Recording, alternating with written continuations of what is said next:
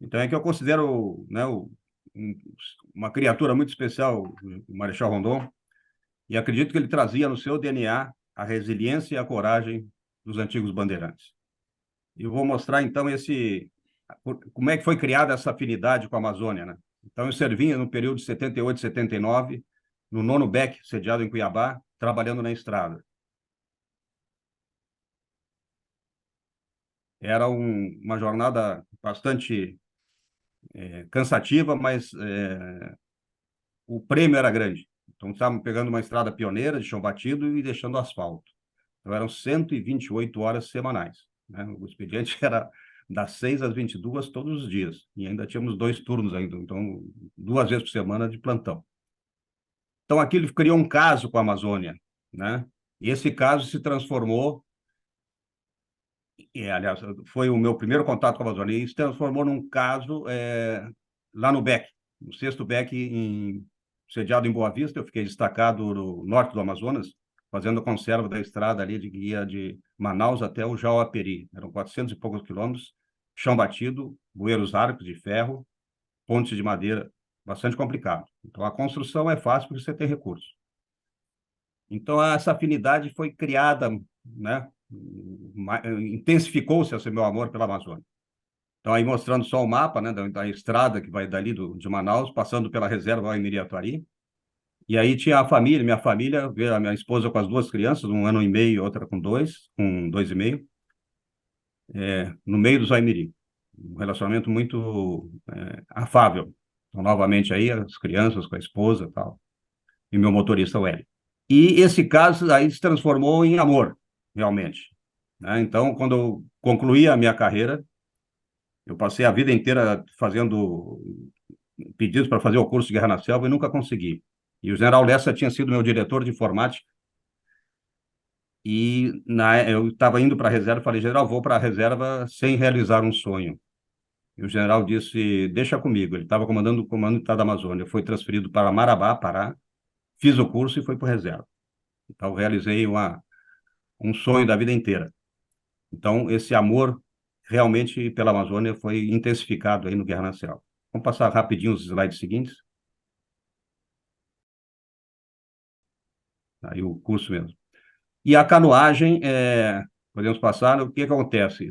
Às vezes há males que vêm para bem, né? Eu fui atropelado na ESAO, na Escola de Aperfeiçoamento, fiz 10 cirurgias depois disso.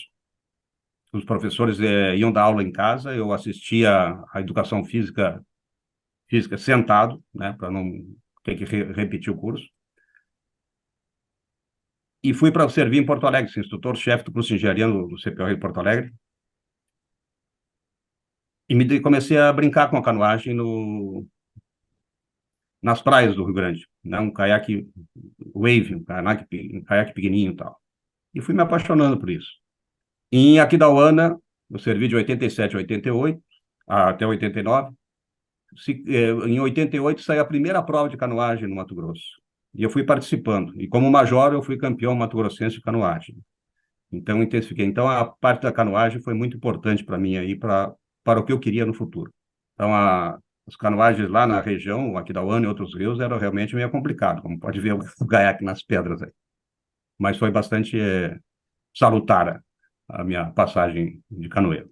Então, o que acontece? Isso aí, eu tinha a canoagem e o amor pela Amazônia. Minha esposa, em dia 8 de janeiro de 2004, sofreu uma AVC, ficou 13 anos e meio numa cama. E o recurso que eu tinha, a medicina não tinha mais nada a fazer, foi fazer uma promessa. Aí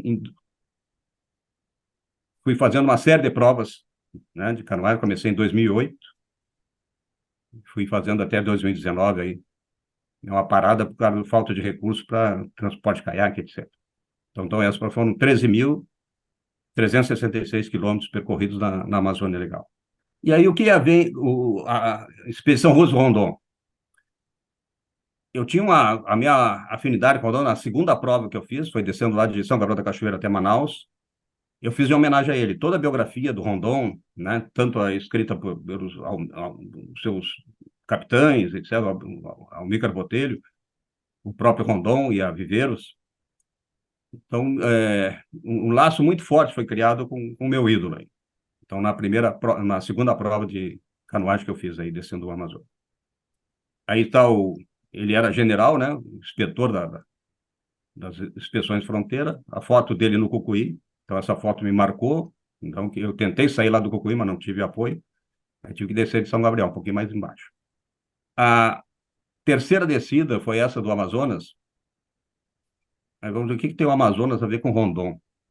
O Rondon tinha feito o reconhecimento na inspeção de fronteiras do rio Cuminá, para determinar as fronteiras ali com a Guiana.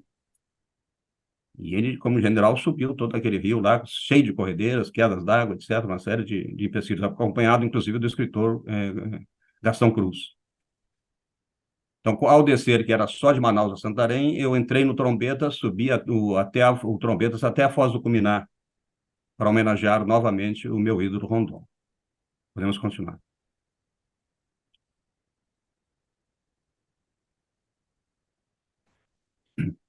É, esse lance do forte, quando eu fiz o Rio Madeira, eu desci de Porto Velho até a Santarém, era homenagem ao Colégio Militar, eu busquei mesmo os afluentes, a história dos afluentes, e desses afluentes surgiu o Guaporé. E aí, na obra do Severiano da Fonseca, irmão do Marechal, Deodoro da Fonseca, tinha a descrição ali do forte e tal, eu só não gostei do que ele falava do meu ídolo, do outro ídolo, que é o Ricardo Franco. Mas vamos deixar isso para o futuro. Deu. Pode passar.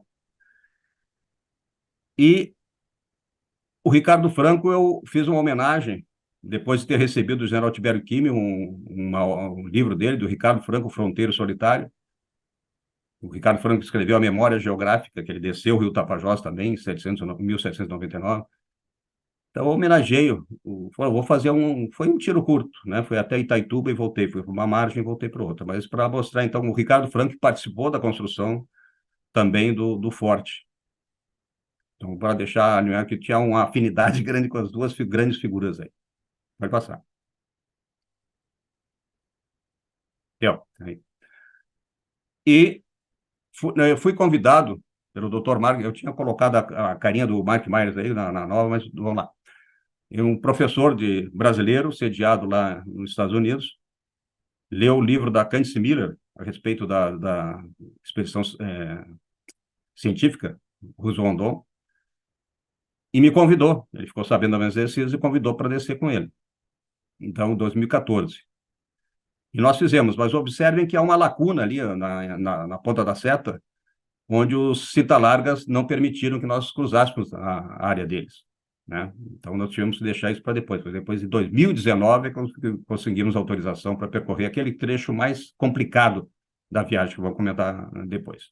E foi em homenagem ao sargento Manuel Vicente da Paixão, um dos heróis de Rondon, que foi assassinado nessa descida. Então, eu fiz em homenagem, o Rondon já tinha sido homenageado, e homenageei o sargento Paixão. Podemos continuar. Então está aí o tour todo. Então observe que os livros eu coloquei na ordem dos eventos, né? Não na ordem cronológica nossa. Então, saindo lá do APA, lá no sul, né? Isso aí foi feito em 2017, depois até Cáceres. Isso foi em todo esse conforto, com essa embarcação que aparece aí embaixo, o Calypso, tinha ar-condicionado, tinha, né? Um conforto que nem o Rondon e o Roosevelt tiveram. A segunda etapa foi de Cáceres até Vilhena, e aí nós fizemos um misto, né? Foi embarcado com umas voadeiras até Tapirapuã, e Tapirapuã fomos de mula a pé e viatura até Vilhena. E depois, então, o trecho do Roosevelt já tinha sido feito em 2014, nós fechamos ali o do 2019. Então, vamos dar uma olhadinha nesse trecho, que foi o mais tranquilo, de 2017, do Foz do Rio Apa até Cáceres, e observar alguns detalhes aí que a história fica meio... vamos dizer, a delimitação de determinados fatos tal, ficam comprometidos se a gente estudar mais a fundo. Pode ser. Aí. Então, todo esse material estão nos livros, né? Então, esse é o livro terceiro, não é o primeiro, porque eu tinha feito outra hora. Então, lá no sul, ali, mostrando ali a Foz do Apa, até Cáceres, então todo pelo Rio Paraguai. Fantástico, né? As paisagens fantásticas. Nós ficamos hospedados aí nesse hotel, lá em Porto Murtinho, e com o apoio do Exército, nós fomos até a Foz do Apa. O doutor queria tirar uma foto da onde teria chegado o Roosevelt Rondon. E aí começam aqueles empates, né? Como é que a gente vai determinar o local?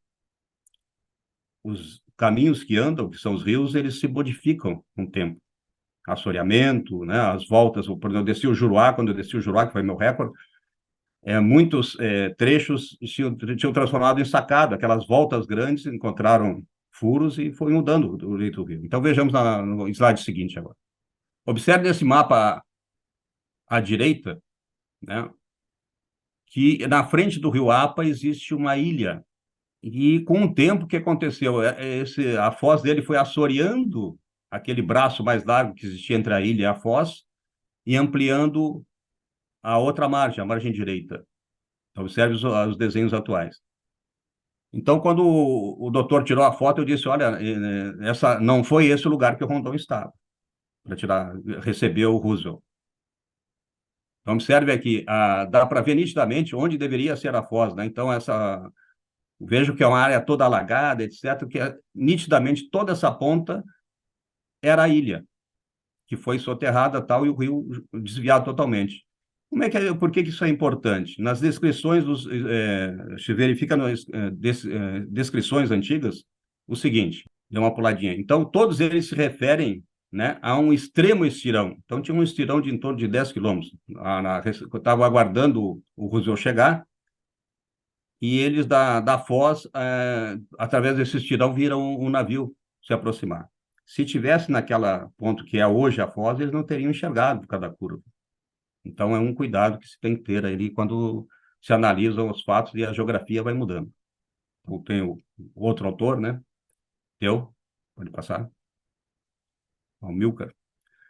E aí nós fizemos no dia seguinte a viagem, né? E os pontos importantes que apareciam em todos os mapas antigos era isso, era o Pão de Açúcar, que era um morro, e o Forte Bourbon, ou Olimpo, né? Fuerte Bourbon, né? Dos castelhanos. Essa é a embarcação, vejo um conforto aí que não, nenhuma das minhas descidas eu tive um conforto dele. Aí está o Pão de Açúcar, nós passamos nele de 6 de agosto de 2017. É, o relato do Roosevelt, do Rondon, sempre falando ali também da passagem aí pelo Pão de Açúcar. E o outro ponto, que infelizmente o Dr. Marcão quis parar, né? Porque nem o Roosevelt parou, mas era um ponto realmente importante. Observe que aí naquela época o Bourbon ainda era, quando passou o Castelnau, era de madeira, etc., dá pouca coisinha de pedra ali. Então tá aí o Forte Bourbon, né? Então ele tinha o objetivo, era esse, a defesa da fronteira norte. E principalmente porque os portugueses tinham fortificado Coimbra e eles se preocuparam com isso, mudaram, colocaram muralhas, boas muralhas, etc., em vez daquela de madeira. Então, aí mostra a série de melhorias que aconteceram desde 1823 e a última foi em 1932, já no tempo atual. Ele está em bom estado, o forte lá, vale a pena visitar. É um forte muito pequeno, né? E mais para concentração de tropa, porque naquela época os tiros não chegariam nas embarcações que passam assim, no Paraguai, na margem esquerda. Então, tá aí umas fotografias que eu tirei. Aí eu voltei, quando terminou aquela missão lá, a última do trecho que os Cintalagos não tinham permitido, eu fui para Campo Grande para Aquidauana, e lá consegui apoio para subir o Rio Paraguai para conhecer o Forte Bourbon fisicamente. Vamos continuar. Então, umas paisagens. Então, a avifauna é fantástica lá das margens do Paraguai. Esse mapa eu já tinha tirado na outra série, mas estão mostrando aí o traçado do rio Paraguai e aonde fica localizado o Forte Coimbra. Então, aí chegamos no Forte Coimbra dia 8 de agosto, e um comentário do Rondon a respeito do Roosevelt. O Roosevelt estava com muita pressa, eu não quis parar ali, não quis visitar. Naquela época, a gruta era chamada Gruta do Inferno, hoje é Gruta Ricardo Franco, em homenagem a ele. Então, começou como todo forte, uma paliçada, e assim foi evoluindo, evoluindo. E teve lá também a presença heróica do nosso Ricardo Franco. Vamos pular o que está escrito aí para continuar. Atrasou muito. Então, em 1791, Alexandre Ferreira passou lá e esses são os desenhos que ele fez da Gruta do Inferno. O Castelnau passou por lá em 1645, foi, desenho do forte da gruta. Entendeu? Isso aqui é do João Severiano da Fonseca. Na entrada, e ainda está lá, tem essa enorme árvore aqui na entrada da gruta. Então, aqui é a nossa fotografia, né? Então, a gruta ali, Ricardo Franco, e o interior da gruta. Tem até uma placa do Rondon lá dentro, que ele passou por aí mais tarde. E continuamos nossa viagem e passamos por essa obra-prima, né? Então, é uma ponte ferroviária, em homenagem ao presidente Eurico Gaspar Dutra, fica lá no distrito de Porto Esperança, em Corumbá. Uma ponte muito interessante, no Rio Paraguai. E no Porto Manga, passamos aí no antigo posto telegráfico do Rondon. Pena que ele já estava em mau estado, né? Não tinham sido recuperado aí. Nós chegamos em Corumbá e visitamos ali, então, tivemos todo o apoio do Exército, o Forte Junqueira, né? Então, é o Caso da Pólvora, um forte bem modesto, né? Não é do nível lá do Forte Coimbra. Então, está aí ali visto de cima. Então, o apoio que tivemos lá do batalhão de fronteira. E aqui o interessante, então nós visitamos o Hotel Galileu e a Casa de Cultura. Por que era importante isso? Que o Roosevelt, na época, lá passou e comenta que o hotel era dirigido por um italiano, confortável quanto possível, etc. E a Casa de Cultura tinha uma placa. A placa é em homenagem ao Tenente Horta. Isso morreu afogado numa das missões do Rondon. Então, visitamos lá e tinha a fotografia tinha essa placa no local. As imagens das margens do Paraguai, era a época da floração do ipê, roxo e amarelo. Ele, Tuiuiu, está esperando o pessoal limpar o peixe para comer, né? Já fica na boca da espera. E entramos, como entrou a expedição científica, pelo Rui Cuiabá. Aqui nós vamos ver em vários mapas atuais, de IBGE, etc., um erro grosseiro, que é chamar o Rio Cuiabá, né, na foz ali de São Lourenço. O São Lourenço é um afluente, observe lá em cima, é um afluente do Cuiabá. A vazão maior é do Cuiabá, o maior comprimento é do Cuiabá, e existe esse erro ainda. Naquela época se justifica, mas hoje não justifica mais. Então nós vamos encontrar com dois nomes, em alguns mapas como Cuiabá e outros como São Lourenço. O correto seria o São Lourenço. Então nós subimos e fomos até a Fazenda São João. Essa fazenda, a equipe ficou lá nesse período de 28, né, de dezembro até 2 de janeiro, porque caçando. Então, o Roosevelt era fissurado em caçado, e eles tiveram a companhia de um comandante, vamos falar dele na frente aí, que saiu de Corumbá e acompanhou de fazer as caçadas aqui nessa região da Fazenda São João. E lá eu recebi um livro, vamos ver o slide seguinte. Então, a Fazenda São João, o quarto do Roosevelt, né? Ele dormiu nesse quarto aí, então está perfeitamente conservado. Então, esse é o Pereira da Cunha. Então, Pereira da Cunha faz uma série de observações, tal, participando, né, a partir de Corumbá até Cáceres. Então, foram 3 semanas. Inclusive, tem um livro que eu ganhei de presente. Então, o senhor Luiz Antônio Felipe, que era o gerente da Fazenda São João, me prometeu uma cópia do livro, Viagens e Caçados do Mato Grosso, 3 semanas em companhia de Theodore Roosevelt. E ele é fascinante a leitura da obra dele, a respeito das passagens, etc., pelo Rio Paraguai.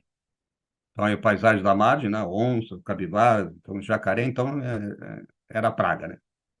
E aqui, eu apenas com curiosidade, né? Tá o bugio ali se coçando lá em cima. Mas no livro do Rondon, ele comenta: seguíamos uma rota no sentido nordeste, deixando a Amolar, então a Serra do Amolar, quando eles saíram do Rio Cuiabá, né? Avistamos um urubu jangadeando, que o urubu estava comendo jacaré. Aí, quando nós percorremos o trecho, tinha um urubu comendo jacaré também. Então, chamou a atenção, porque eu já tinha lido essa, essa descrição do Roosevelt, e aconteceu o fato, não deve ser tão, não é exceção, né? Parece que é a regra. Essa é a Serra do Amolar. Eu não vou ler tudo ali, que ela serve de barreira, né, para o Pantanal, e com essa barreira, várias lagoas, grandes lagoas na região. Ela é fascinante. Nós passamos todo o tempo ali olhando para ela, que uma beleza ímpar. Então, aí mostra aí a Serra do Amolar, em amarelo, né, e as grandes lagoas, citadas lá antes. Então, lá no livro do Roosevelt está Guaíba, Guaíba, né? Então, são essas, a Serra do Amolar bloqueando ali. E aqui um errinho da Esther de Viveiros. Por isso que eu digo, a gente tem que ler os vários, diversos atores e principalmente aqueles que participaram efetivamente do evento. A Esther de Viveiros, ela fez a entrevista com o Rondon, já estava morando em Copacabana, mas muita coisa ela tirou do livro do Roosevelt em inglês. E acho que ela não dominava muito o inglês. Então, ela comete um erro ali na saída do São Lourenço, que eu digo que é o Cuiabá, e o pessoal subiu em direção a casa pelo Rio Cuiabá, pelo Rio Paraguai. Então, o que ela fala? Atingimos no dia seguinte a confluência do São Lourenço com o Paraguai, retomando o rumo que fora abandonado pela visita das duas fazendas. Um dia a mais chegamos a Corumbá.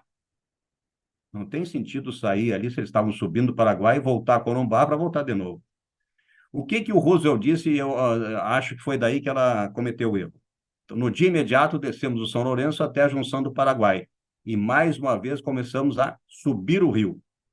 Vejo que não falou em descer para Corumbá. 5 parágrafos adiante, o Roosevelt faz um comentário a respeito das dificuldades de navegação nesse trecho devido ao calado das embarcações. Vamos ver o que ele comentou. Pode passar. A confluência do São Lourenço e do Paraguai fica um dia de viagem acima de Corumbá.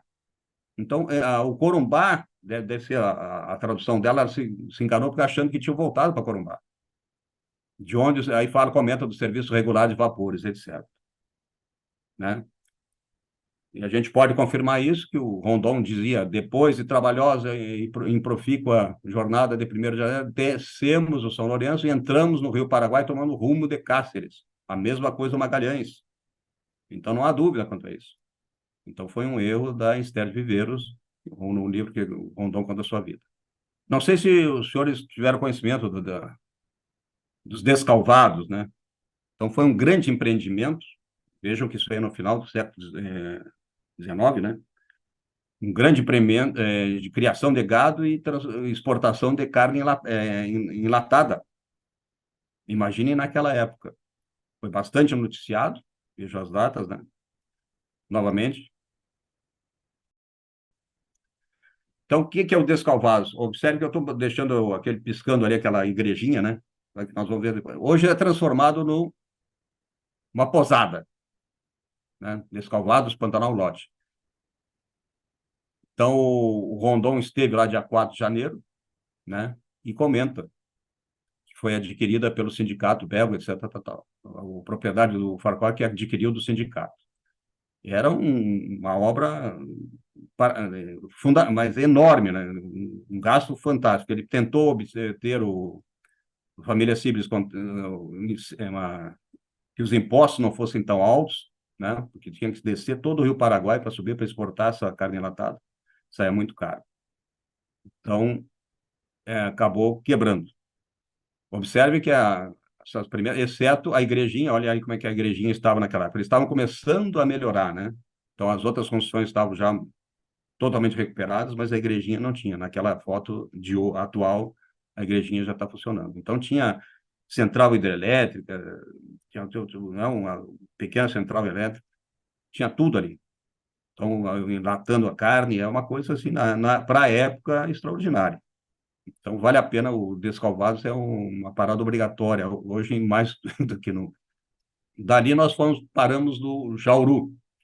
Então, tinha um marco nessa região, hoje esse marco está lá na frente da catedral, em Cáceres, e foi substituído por um de madeira. Então, a tropa estava aguardando a gente lá para tirar fotos, etc., tal, e nos acompanhar até Cáceres. Então, todo o apoio do Exército nessa área. Então, toda aquela questão de fronteiras ali, né? E aqui está o livro do Pereira da Cunha. Então, passamos a voz do Jauru, antiga divisa do domínio espanhol, e ali existia um marco de mármore de cantaria, felizmente ainda conservado. Então, aquele mármore aí tranquilamente ia ser desviado, né, para outros fins. Então, ele foi transferido para a praça principal lá de Cáceres. Então, tivemos ali, ó, mostrando o apoio aí do Exército, novamente, e do pessoal da Universidade de Cáceres.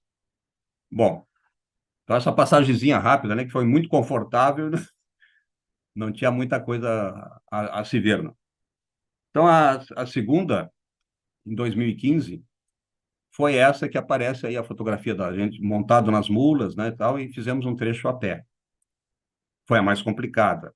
Eu acho, não é porque eu gosto de rio, não, mas realmente eu andei mais a pé acompanhando as mulas do que montado. Elas se deslocavam muito lentamente, eu não sou de cavalaria, se deslocavam muito lentamente, então dava para ir puxando a mulinha ali sem problema. Então, aqui, novamente, a Esther de Viveiros comete um erro, né? Ela comenta que no dia 6 de janeiro, deixando Cáceres, deixamos também o Niuaque, que não poderia ir além deixamos o Niuaque, que era a embarcação que eles vinham se deslocando, né? E o Riquelme foi até Corumbá, que era Paraguai, e de lá eles vieram no Niuaque. Então, o Pereira da Cunha faz o comentário. De fato, não estando no porto a lancha, aí resolveu-se que o Niuaque subisse o Paraguai e penetrasse no Sepotuba, atual Tenente Lira, até Porto do Campo. A mesma coisa Magalhães, partiu o Niuaque do Rio Paraguai, penetrando... Então, não sei de onde a Esther de Viveiros tirou ali que o Niuaque não foi além. Então, é um outro erro do livro. E aqui eu coloquei apenas para chamar a atenção, né? Então, o Rio Paraguai, estão se deslocando aí da direita para a esquerda. O Rio Sepotuba, ele tem os dois braços, uma grande ilha ali, faz os dois braços. Hoje é Tenente Lira, então Tenente Lira morreu nesse rio, né? E tem um lance heróico, né, e preocupado com o trabalho que tinham feito, jogou as cadernetas na margem, mas acabou morrendo afogado. E o Pereira da Cunha chama isso aí de uma perfeita cruz. Então, realmente, parece uma cruz, né? Formada pelos quatro braços aí. Então, aqui eu tirei isso da apresentação atual, mas só para mostrar. Então, ele faleceu ali dia 13 de abril de 1917, né? Era ele e o outro companheiro. Estavam fazendo levantamento da região e morreram afogados, né? Assim, foram vários oficiais do Rondon que morreram afogados. Bom, como é que começou a nossa jornada ali? Nós saímos nessas voadeiras, eram duas voadeiras, e fizemos uma parada antes de Porto do Campo. Então, a expedição original foi diretamente de Cáceres até Porto do Campo, que é uma fazenda que existe ainda hoje com o mesmo nome. Nós paramos aí no pesqueiro da Dona Josefina. Então, observe a foto debaixo das embarcações aí, onde nós ficamos ali com as redes, dormimos aí. Dona Josefina, aquela de branco ali à esquerda, nos recebeu muito bem, fez a comida para a gente, tudo, um atendimento fantástico. Um dos piloteiros era parente dela. Então, paramos aí no pesqueiro dela. E essa aqui é a Fazenda Porto do Campo, né? Observe que as portas, etc., ainda dá para ter uma noção do que era antigamente. É lógico que o piso foi mudado, etc., mas ela mantém a arquitetura original. O senhor Ageu Fogliato era o dono da fazenda, nos recebeu muito bem, com refeição, com tudo, né? Então, ele deu uma entrevista e à sombra de uma mangueira. e afirmando que essa mangueira tinha sido plantada pelo próprio Roosevelt. E também mostrou uma figueira onde o Rondon teria determinado que pendurasse o veado abatido pelo Roosevelt. Penduramos o veado numa árvore, disse Roosevelt. Para confirmar, é difícil confirmar a versão, mas a tradição oral é essa. O que nós podemos dizer com certeza é que em 1912, nesta mesma figueira, foram montadas as redes de Rondon e Roquete Pinto, quando o Roquete Pinto estava acompanhando o Rondon numa outra missão. Então, ele comenta, no mesmo dia de partida, armando nossas redes na margem direita do Sepotuba, debaixo de uma figueira enorme, na fazenda Porto do Campo. Então, essa fazenda está muito ligada à figura do Rondon. Está aí a figueira com o veado pendurado. Observe que agora aí, ó, então, partindo da fazenda Porto do Campo, o capitão Magalhães comenta: partimos na lancha Anjo da Aventura. Então, tinha uma casa muito forte lá em Cáceres, né? Tinha um anjo na propriedade, e ela disponibilizou essa embarcação. Voltemos, então, para a nossa viagem. Nós saímos dali e pernoitamos na Ilha da Amizade. E realmente amizade, porque o senhor deixou ali a gente abancar, montar barraca, etc., nos recebeu com toda a cortesia possível. Observe a fotografia do Google, né? A ilhazinha ali, uma pequena ilha. Então, antes de chegar em Itapiropuã, onde pegaríamos as mulas, nós paramos, né, pernoitamos nessa ilha. Aí estão as voadeiras, o coronel Angonese ali,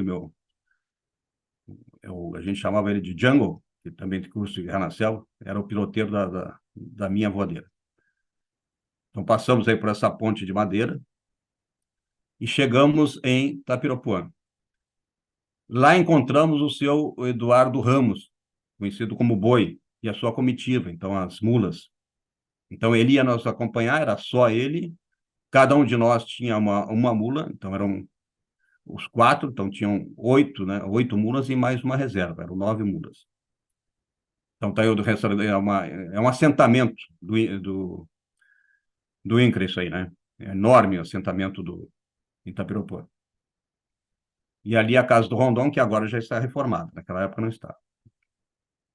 E aí vamos fazer uma bem rápida agora, então, a viagem de Itapiropuã ao pesqueiro do Lídio, né? E abaixo aí vejam o coronel Antonese fazendo a formatura matinal, com a tropa toda, inclusive as mulas. Com todo início de jornada era dessa maneira aí. Era a formalidade imposta pelo coronel Antonese. Então, fotografando o pessoal. Nessa época, aí eu já estava a pé, caminhando e carregando a minha mãolinha. E aqui uma coisa interessante, né? Então, nós paramos aqui na aldeia Jatobá. Observe que estrutura fantástica. Está vista de dentro aí, a cacique, Dona Nair, sentada na rede. E olha só como é bem feita essa estrutura, né? E ficamos conversando com ela, né? Eu estranhei porque foi a única cacique que eu encontrei em todas as minhas viagens. Aí, era a única mulher que comandava a tropa toda. Estão evoluindo, né? Tá, vamos uma paradinha aqui, ó. Então, eu sempre gosto de ver as histórias, etc. Ela contou, fez um breve relato ali do mito da criação Pareci.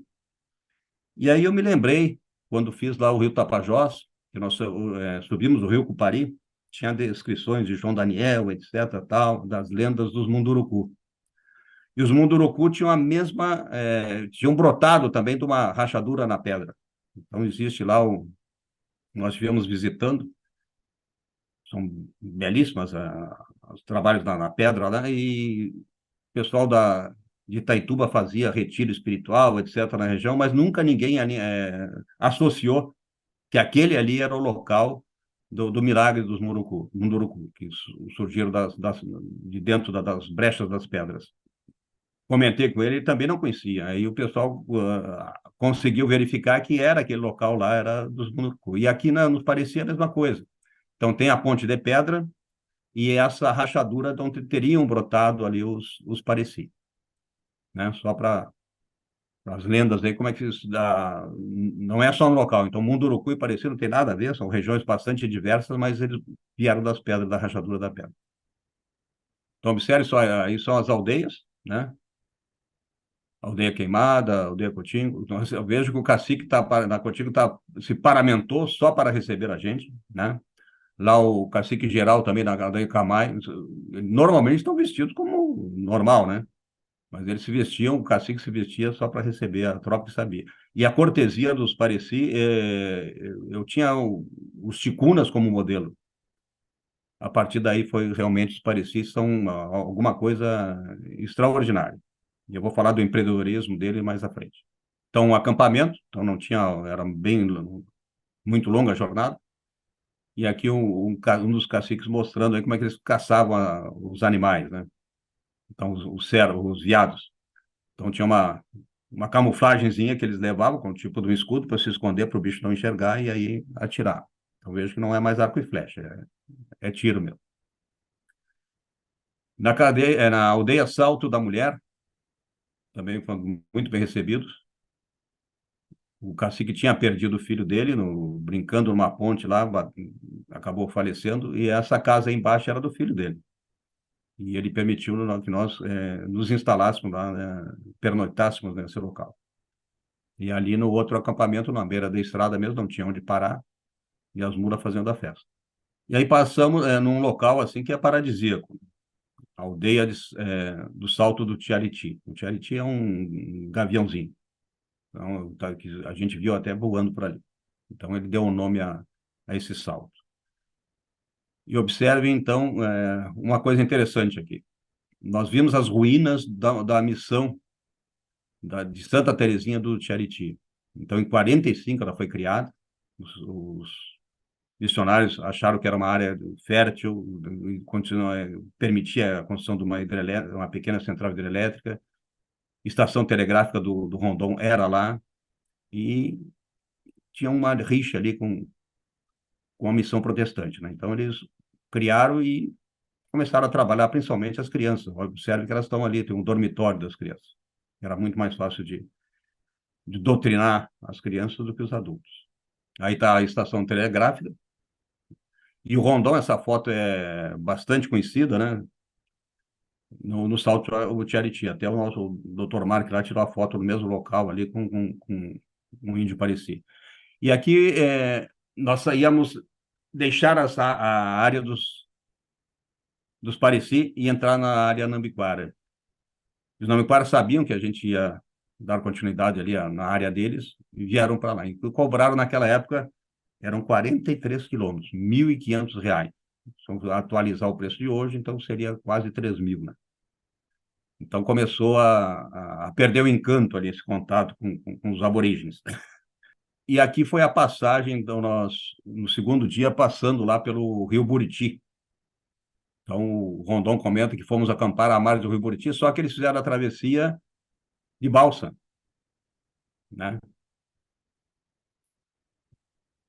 Então veja aí, há uma balsa, etc, tal, então bem simples ali, não teve grandes problemas na travessia. Para nós foi mais complicado. Então tá aí, ó. À esquerda lá, tal, a gente pegava as mulas, levava ali, amarrava, etc, tal, e o Coronel Angonese lá tinha um piloteiro que era da fazenda que a gente ia passar, Fazenda São Miguel. O gerente Oriovaldo lá autorizou a vinda dele e nos deu todo apoio. Então, levando as 9 mulas, uma a uma, para o outro lado do Rio Buriti.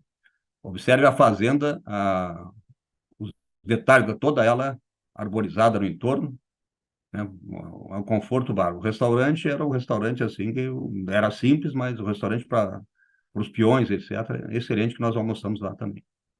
E foi aí que nós nos despedimos da nossa equipe, dos tropeiros. E fomos de carro até um local onde existia vestígios da linha telegráfica. Só que a trilha, etc., etc., já tinha desaparecido, né?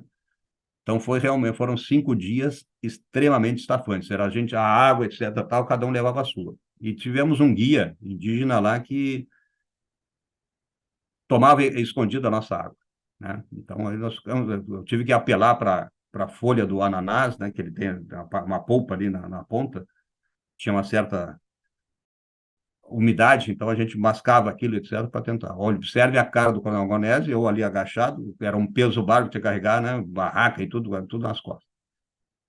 Mas foi vencido, 5 dias. Então aí está um dos caciques, esse Ari aí é sensacional, nos apoiou muito, e o guia é aquele Mané Banduca. Já pelo nome os senhores veem que não ia dar certo. É o que bebeu quase toda a nossa água aí, a gente passando sede. No deslocamento, vamos lá, então, no ponto até a aldeia Quitalu. Então, aí tá os motores, tinha um sargento e um cabo nos apoiando. E aí o Manduca falando lá com o pessoal, depois que nós subimos, o Ari veio falar com a gente, então o Ari estava escutando ali atrás da árvore, ele contando as proezas que ele teria, que nós passamos mal, que ele saiu muito bem, não sei o que tal. Então, fazendo uma média com o pessoal dele. Então, infelizmente, nosso contato com os Nambiquara não foi nada saudável. E aqui, novamente, me lembra os ticunas, por isso que eu botei ele girando ali. E tinham 3 meninas fechadas numa maloca que estavam sendo reservando, né? Então, tem o ritual da Moça Nova. Então, no livro dos Solimões, eu passei mais tempo lá, ouvi todas as lendas e tal, e transformei isso aí no. Foi até pirateado para uma tese lá de uma baiana, de uma aluna, tese de mestrado. É um ritual que os ticunas é muito mais rígido, é uma só por maloca, né? Não ficam 3 juntas, não tem contato com ninguém, ninguém pode enxergar, né? Na iniciação tem a apelação, arrancando o cabelo com as mãos. Bom, deixando para depois. No retorno para Vilhena, tinha dado uma chuvarada enorme e isso aí aconteceu. Então, imagina cortar toda a árvore para poder passar. Mas aí isso já está tranquilo. E aqui é o outro erro da Esther, em questão da Fazenda Baliza. Estava da onde nós saímos da primeira vez, foi 12 graus e 1, né? E pico. E eu subi o rio para tentar achar a tal da ponte telegráfica. Eu subi 6 quilômetros e não encontrei, então ela estava mais acima. E insisti. Então, quando chegamos em Vilhena, fui eu e o Coronel Angonese, subimos a motor e a 9 quilômetros e pouco achamos a ponte da Fazenda da Baliza, onde a comissão, onde a expedição Roosevelt Rondon iniciou o trajeto pelo Roosevelt. Então, é um ponto histórico. Então, observem só aqui na esquerda, o Roosevelt botou 12,1 e a cadeira de campo do Roosevelt fala em quase 13, né? 12, 50 e pouco. 12. O que acontece? O Roosevelt arredondava os dados do Rondon e colocou 12,4, só que na hora da impressão do livro confundiram o 4 com 1. Então, esse erro foi repercutido pela Esther de Viveiros. Aí, só para mostrar, então, a primeira jornada que eu fiz ali, a estrelinha do meio, e agora achando realmente a ponte e fotografando a ponte. Então, vamos ver agora, então, essa jornada ali pelo Rio Roosevelt, para tentar acelerar ao máximo. Então, a Fazenda Baliza é essa, eu fiz a subidinha do Roosevelt naquela época, isso aí em 2014, isso aí o pessoal descendo, né, do Passo da Linha, que eles chamam, a fotografia conhecidíssima na Ivaté, salto na Ivaté, do Roosevelt Rondon, e aqui a nossa jornada, encontramos, inclusive, essa ponte de madeira dos madeireiros lá, entrando na reserva Cinta Larga para transportar madeira. Aí o Naivaté, nós fizemos essa parte que está em amarelo aí, a portagem que chama, carregando os caiaques do acampamento de montante para jusante. Aí, passando as fotografias do Naivaté, o Cinta Larga que impediu naquela época a continuação ali do Tenente Marques. Aí mais tarde, então, em 2019, retornamos lá, e aí começa uma série de corredeiras. Eu consegui identificar uma a uma pela descrição do Rondon. Então, inclusive, aqui morreu o Simplício, etc. Afogado por culpa do Kermit, o filho do Roosevelt. aqui uma portagem deles, né? Tinha que colocar tronco, arrastar as canoas, etc. Por isso que demorou tanto. Então, o trajeto que nós fizemos em 10 dias, eles levaram 3 semanas. Aqui, só para chamar a atenção, então, vejam a marca ali, teria que descer, muito complicado para descer, eles chamaram de braço profundo. Então, fizeram todo o contorno, como nós fizemos também. Pode ir passando agora só para mostrar a dificuldade, uma cachoeira atrás da outra.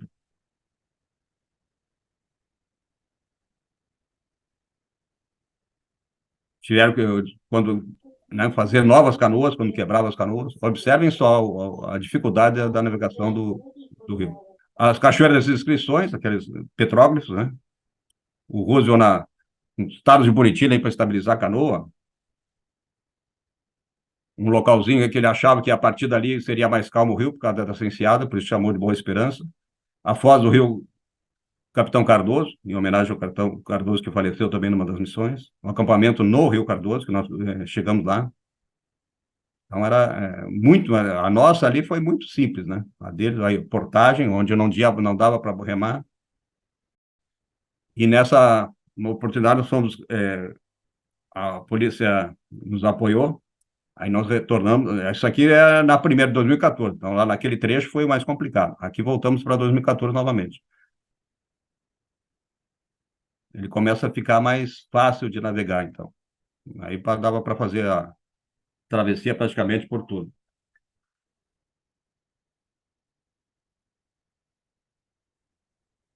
As portagens. Às vezes tinham apoio para fazer essa portagem, os fazendeiros, né? E aí, conclusão da expedição centenária. Aí, nos deslocamos para o Forte Príncipe da Beira. Vamos lá para o Forte Príncipe, pode ver. Naquela época teve um negócio de queimadas da Amazônia, queimadas em Rondônia, etc. O que tinha realmente era queimada na Bolívia. Né? Nós estamos de cima para baixo ali, o Rondônia, e nada encontramos, não tive nada disso. Bom, aqui já estamos na região do Forte Príncipe.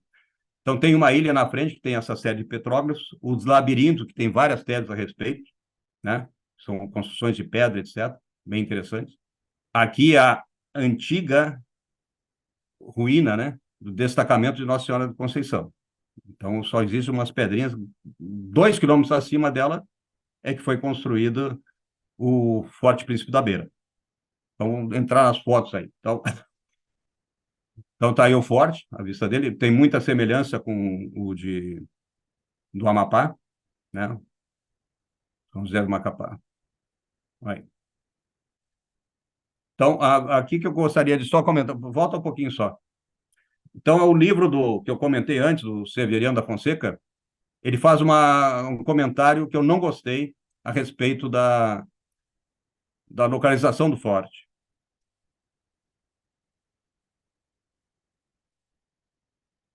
Ele diz que, na verdade, a obra, né, foi construída no lugar errado, etc. Tá, não vamos, Então, ele condena a localização enfaticamente, só que ele é médico e não sabe o que aconteceu ali, como é esse rio. Então, vamos ver um detalhe.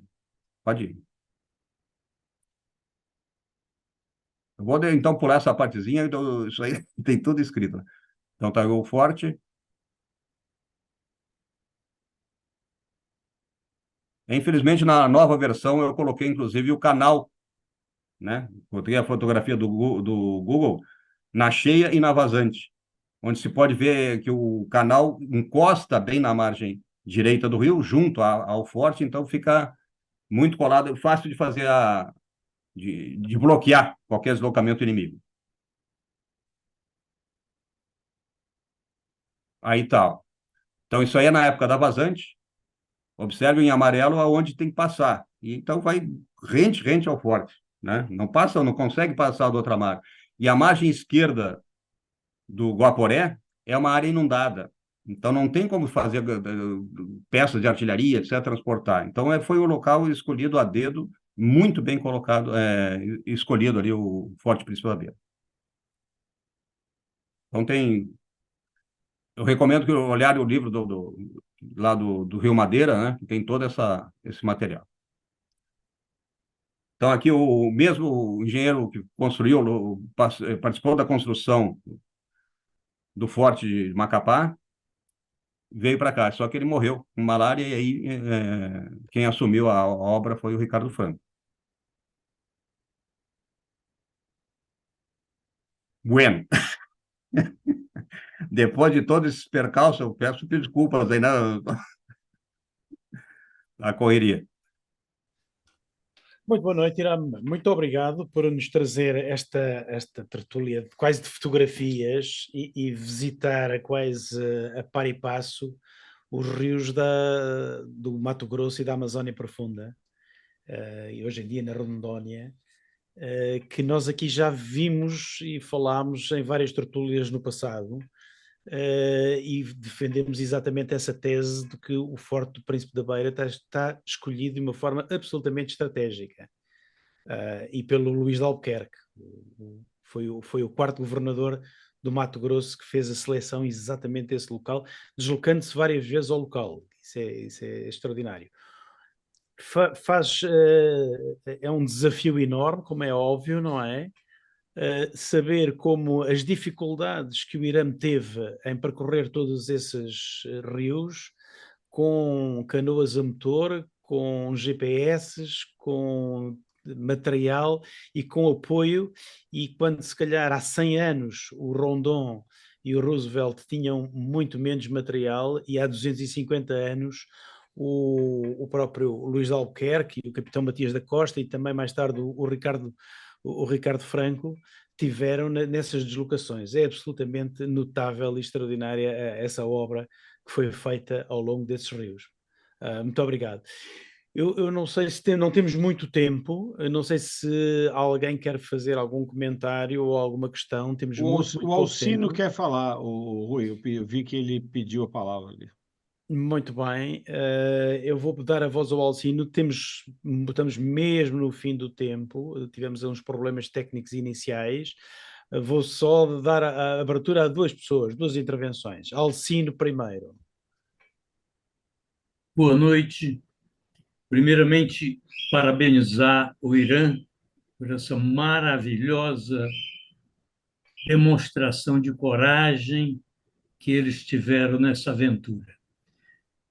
Quero dizer que em 1963 eu era segundo-tenente do Exército, paraquedista, e fazia o curso de operações especiais. E saltamos numa praia do Rio Guaporé, perto ao próximo ao Forte Príncipe da Beira. Encontramos lá um tenente da nossa turma que nos abraçou fortemente, porque ele estava muito tempo sem ver amigos. E ele nos levou a conhecer o forte, que foi uma das maravilhas da minha vida.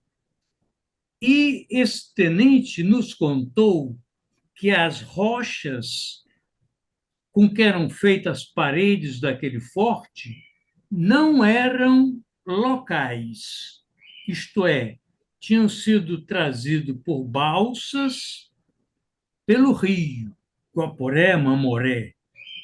E eu queria perguntar ao Irã se isso é verdade, porque eu sempre duvidei dessa história. Parabéns, Irã. Obrigado. Desculpa todo esse rolo do tempo aí. Não, mas realmente tem escritores antigos que falam, então, atuais que falam do transporte, até de Belém, não sei o quê. Só que aquela região tem matéria-prima a rodo. O que faltava ali é a pedra de cal, era o calcário, né, para assentar a união das rochas. Então, rocha tem a rodo, pura rocha aquela região. Então, eu não acredito nisso. Então, assim como eu não acreditei nas palavras do Severiano a respeito da crítica da localização, essa aí a gente rebate tranquilo. Tanto que aquele labirinto, por isso que eu mostrei o labirinto antes, então que seriam, os indígenas usavam como ritual, área não era de morar, eles iam periodicamente fazer aquelas montagens das pedras, etc., mas era a parte religiosa, porque sobra pedra lá. Então não tem sentido, eu também li isso aí, me fiquei estarrecido, quando eu cheguei na região vi tudo aquilo, aí comecei a pesquisar mais. Não é verdade.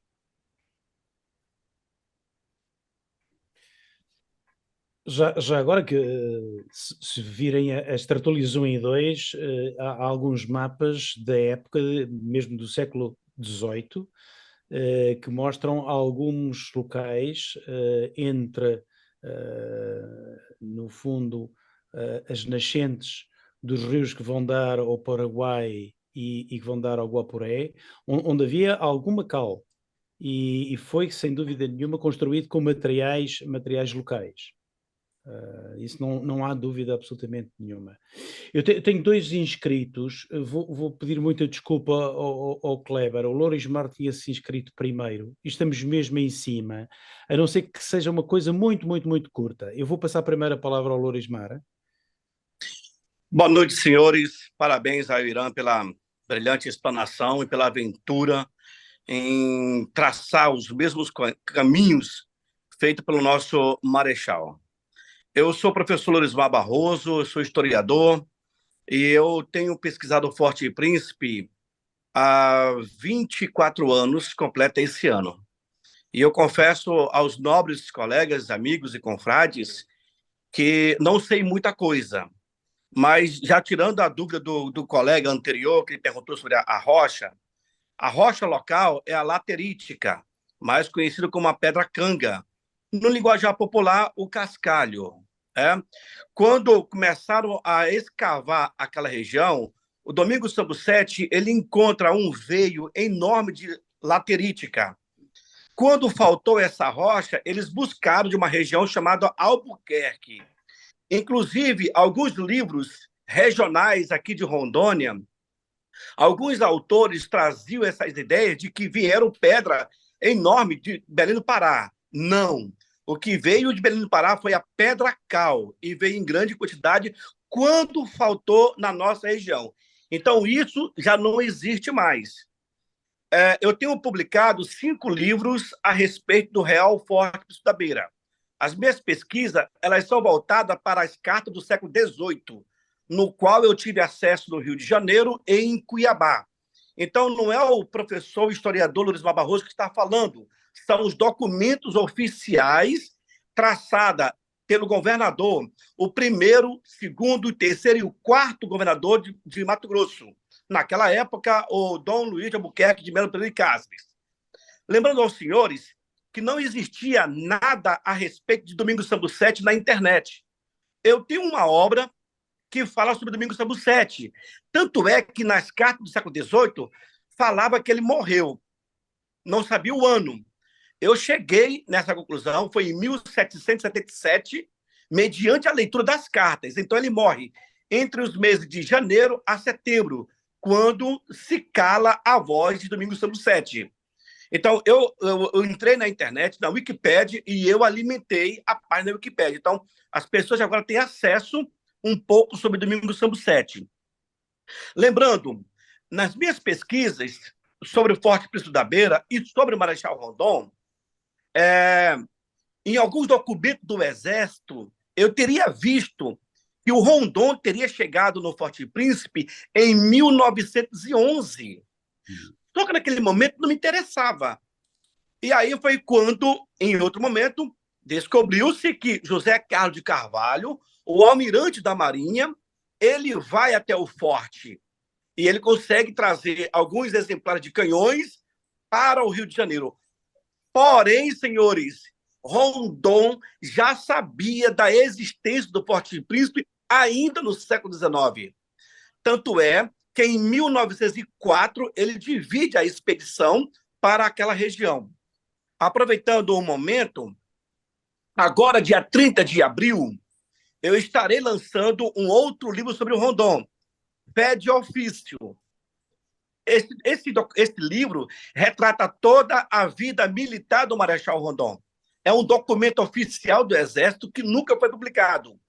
Eu pedi permissão do DPH-SEX, na época o general Sibnel, responsável, e pedi também a anuência do general Sossoni, que hoje representa o SM, para que nós possamos lançar esse livro na atual SM.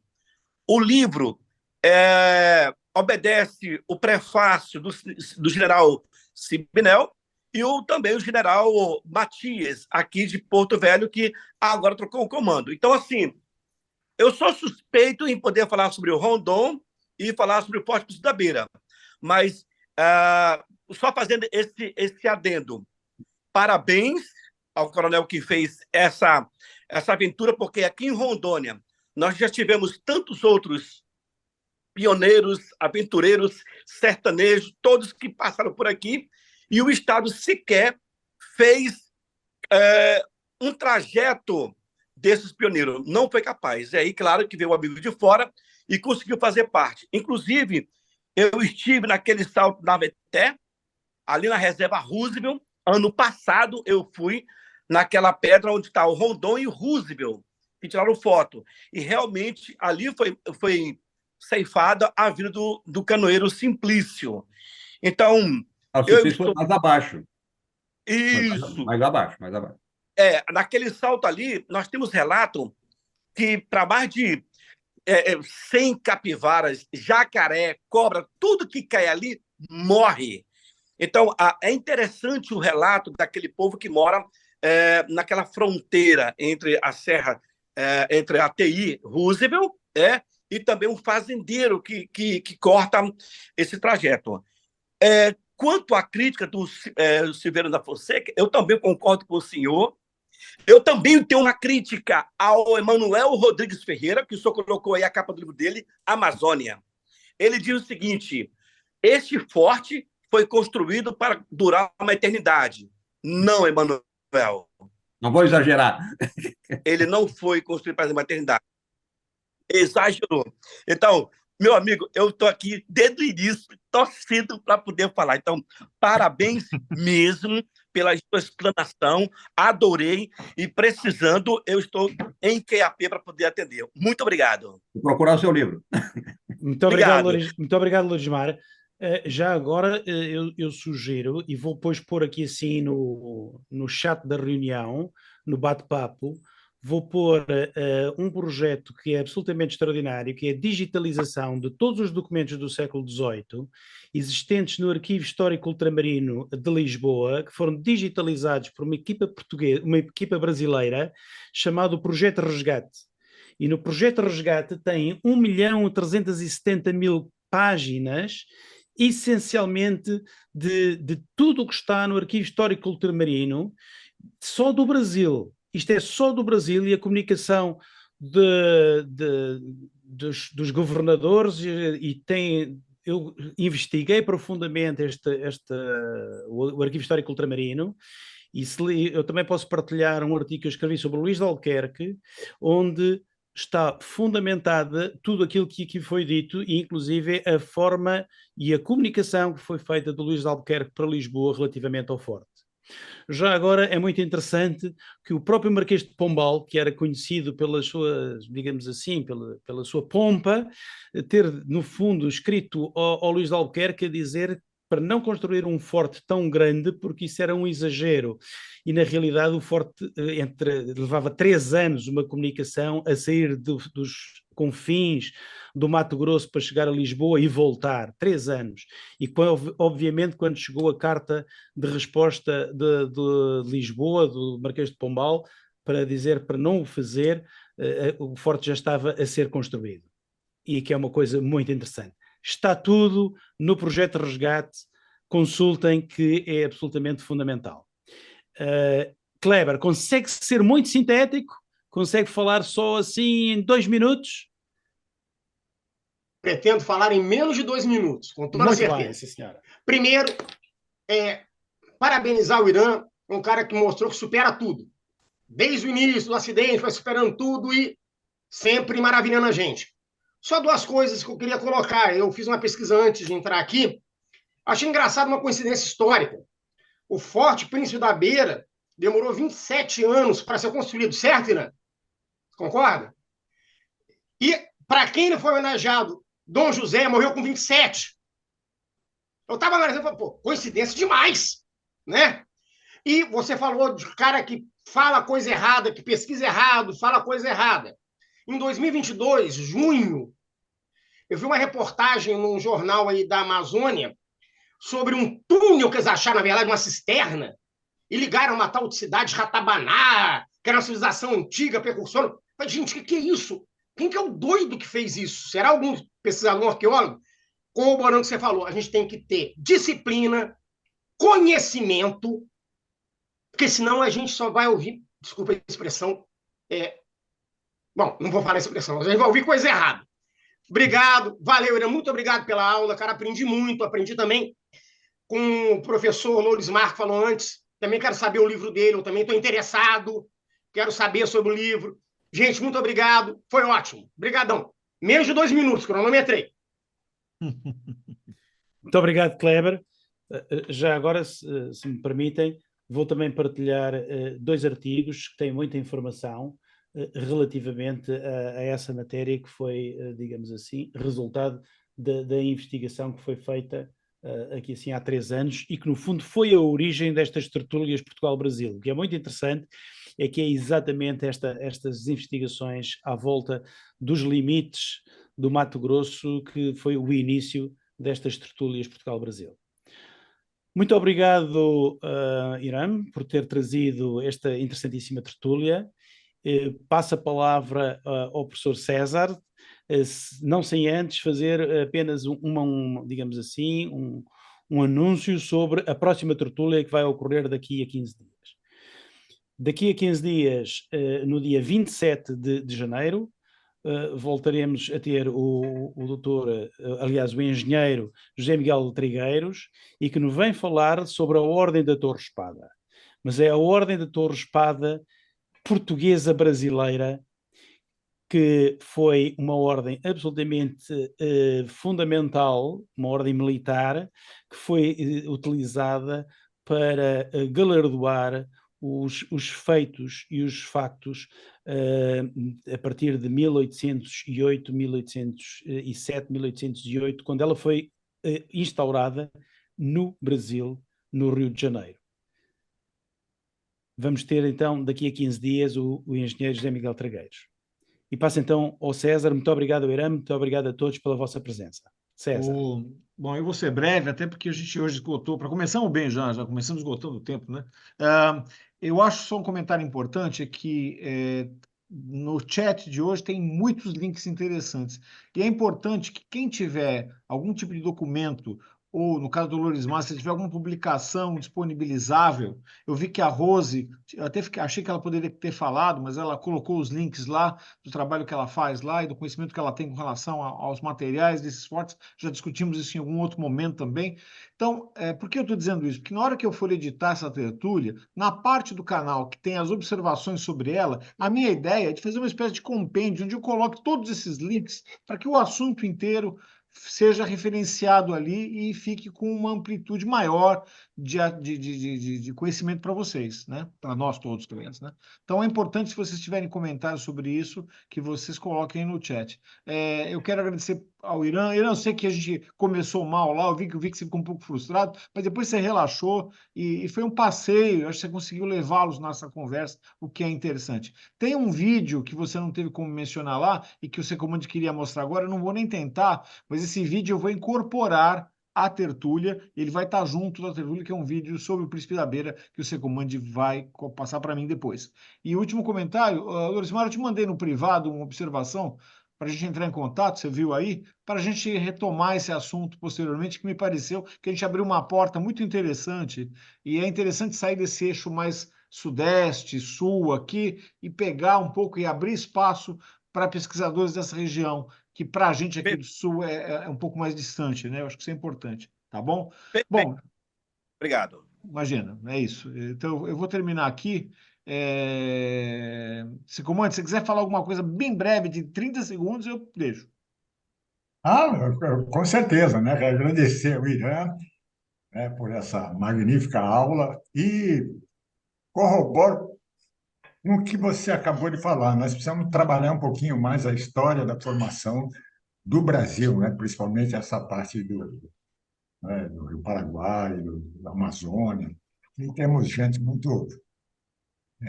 muita capacidade para isso. O mesmo está aí, que é o Lorimar, né? Tem um trabalho muito grande. E o Ferreira também, que está nos acompanhando aí. Obrigado, obrigado mesmo, Irã. Gente, boa noite a todos, bom domingo. Daqui a 15 dias estamos de volta aqui, tá certo? Um abraço. Muito bom dia, muito boa noite, muito bom Boa domingo. noite, boa noite.